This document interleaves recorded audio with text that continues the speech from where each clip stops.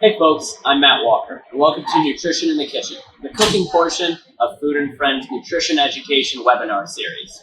Today we're going to be making Pasta E Ceci, a Roman chickpea, pasta, and kale stew. Let's get into it. This filling, warming, vegetarian stew needs only a few ingredients, most of which are included in Food and Friends grocery deliveries. You will need kale or other greens, diced tomatoes, pasta, chickpeas, garlic, and an onion. Let's start with our veggie prep. We diced a red onion in our last video in this series, and we'll follow the same steps with this Spanish onion. First, slice it in half through the root and peel the outer layer and skin away. Deposit it in a scrap bowl nearby for your convenience. Then slice most of the way towards the root, then chop down while holding with a claw grip to keep your fingers out of the final dish.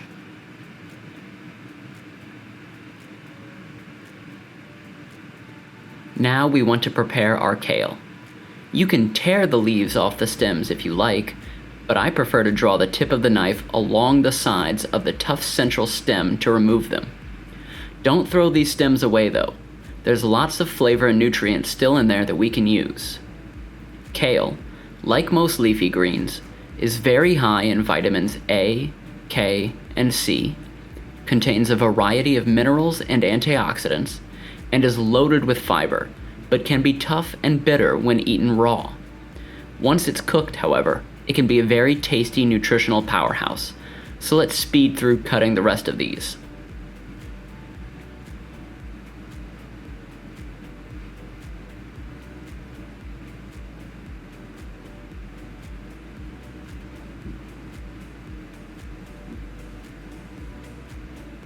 Once these have been removed from the stems, dump them into a strainer to wash and discover that you have more bowls than you thought. Rinsing leafy greens off, as well as many other vegetables, removes dirt and pesticides from the outside before including them in the final stew. So don't skip this step, and be sure to wash thoroughly. Really get your hands in there. If you have a salad spinner, this is a great time to use it to get the water off the leaves, but it's not necessary for them to be super dry for this dish. While you're at the sink, go ahead and rinse off your canned chickpeas too. Much of the salt in canned goods is found in the canning liquid, so draining and rinsing canned beans or vegetables can remove a lot of the sodium. You don't have to get rid of that liquid though. The liquid in canned chickpeas, known as aquafaba, makes a great vegan egg white substitute.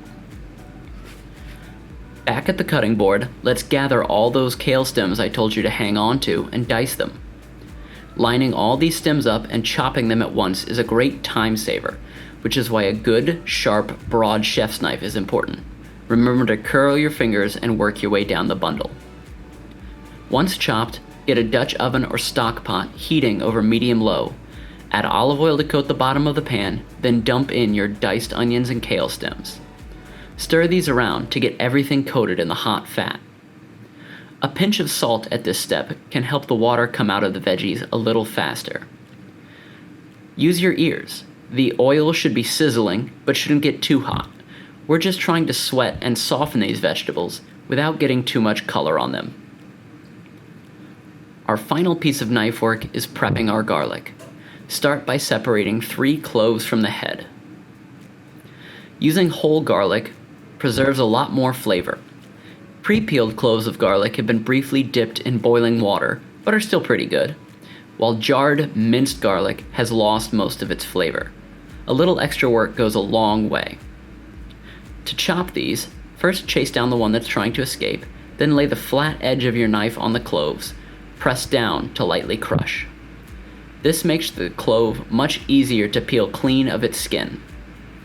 Repeat with the 2 remaining cloves.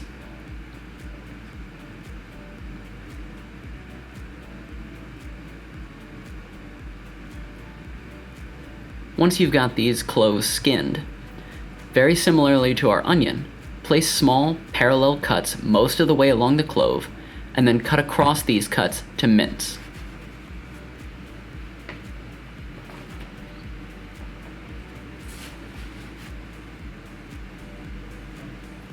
Give your vegetables a nice stir to make sure they keep moving and don't burn to the bottom.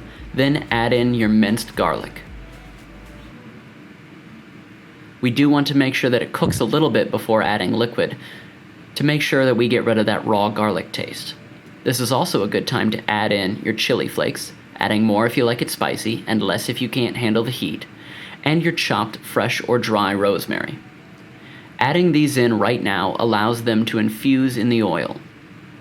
Stir these up for half a minute, or however long it takes for your kitchen to start smelling like a good dream. And then we're going to add a whole can of diced tomatoes, as well as our washed and drained garbanzo beans. We'll let these soak up flavor for just a little bit before adding in our water. Garbanzos and other beans are a great source of plant-based protein. They're usually cheaper than meat, and they have plenty of fiber, vitamins, and minerals.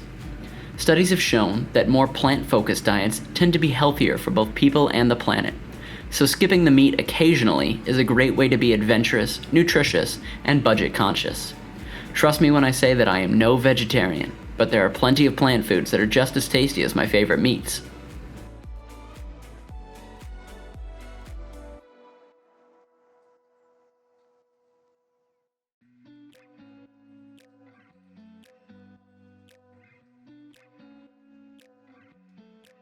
Once the stew has come up to a boil, it's time to add in our pasta. For this dish, we want to use a smaller pasta shape to match our chickpeas. Here, I'm using whole wheat macaroni, but ditalini or orecchiette would also be great choices. Stir this up to keep the pasta pieces from sticking together, then cook it for about 10 minutes, or about 1 minute short of whatever the package tells you to. Halfway through the pasta cooking, chop your kale leaves into more bite-sized pieces to stop you from looking like a giraffe while you eat. Remember that these will soften and shrink in the stew, so don't chop them too fine. If you don't have fresh kale, this is also a great time to add canned greens instead. This is a good time to taste for seasoning. You may notice that I don't tell you exactly how much salt and pepper to add, and that's because it will depend on your preferences. Maybe it needs more salt, more pepper, a little lemon juice. The only way to know is to taste it. Adjust your seasonings, then add in the kale leaves to wilt in the hot stew.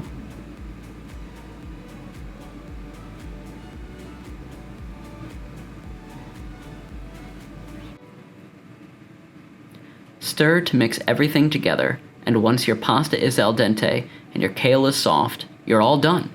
We brought a couple fellow Food and Friends folks to give it a try. So thank you guys for coming upstairs and interrupting your busy days. What we have here is Pasta E Ceci. It is a Roman chickpea and pasta stew with kale and a little bit of Parmesan on top. So let me know what you think. Right.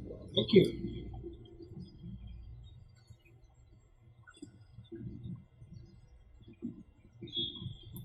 It's really good. I like personally how it has whole grain pasta and you can barely even tell.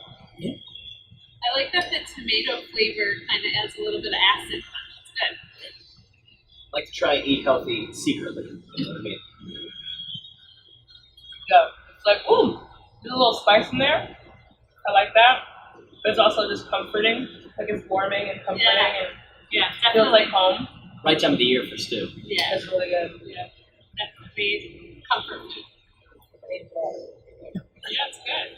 Well, we can't keep you away. You came back for your second round of tasting. Yeah. It's good.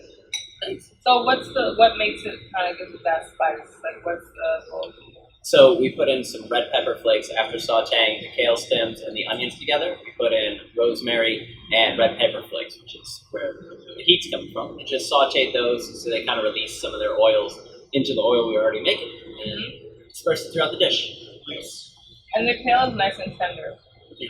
It's not tough. It's like has a good texture. Yeah, I was gonna say it adds texture to the dish, which is good. I think I like this dish even more than the last dish. Getting Like better. you're just getting better and better. It's ramping up. Chef Matt, killing the game. Don't let any of the actual chefs hear you call me that.